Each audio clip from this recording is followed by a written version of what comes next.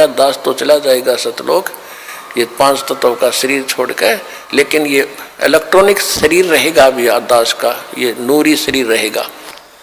अब भक्ति तो ये दास कराएगा आपको भगवान की दी हुई। जो सौभाग्यशाली और अच्छी तरह ज्ञान को समझेंगे वो तो सतलोक चले जाएंगे।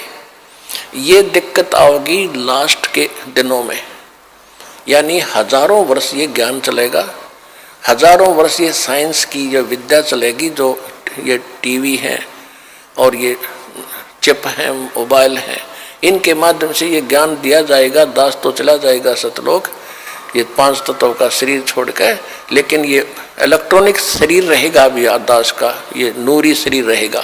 टीवी पर चला करेगा, नाम दिया करेंगे, नाम चलेगा। ऐसे तो फिर सारा नाम भी टीवी सीडी से दिया जाएगा। दास के जाने के बाद व्यवस्था की जाएगी।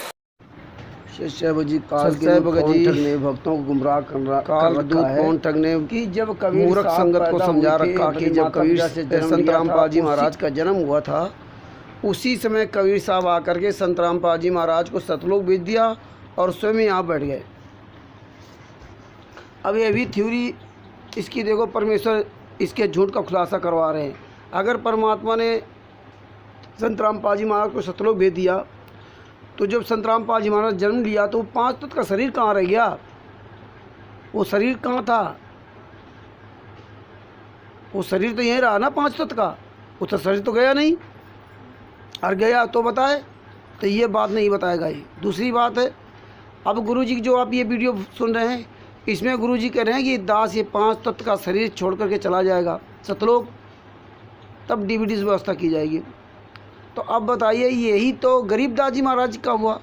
2 बार गरीबदास जी महाराज ने यहाँ शरीर छोड़ा, और ये पवन ठग कहता है कि साक्षात कबीर साहब हैं, कि वो गरीबदास जी महाराज संत धर्मदास जी महाराज से कबीर साहब ने कहा था कि मैं ही आऊँगा, तो वही आ गए।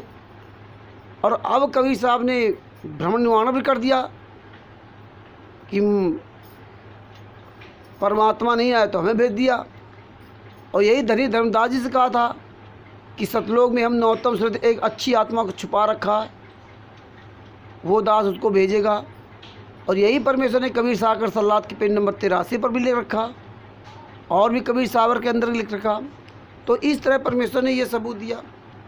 अब ये परमेश्वर कह रहे हैं कि गुरु जी कह रहे हैं कि मैं शरीर छोड़ के जाऊंगा, और ये पवन ठग के अनुसार तो शरीर छोड़ के जाना नहीं चाहिए, क्योंकि जब जब कबीर साहब इस पृथ्वी पर आए तब तब 7 शरीर आए और 7 शरीर गए। तो ये गुरु गद्दार पवन ठग है, इसको होश ही नहीं हम क्या बोल रहे हैं।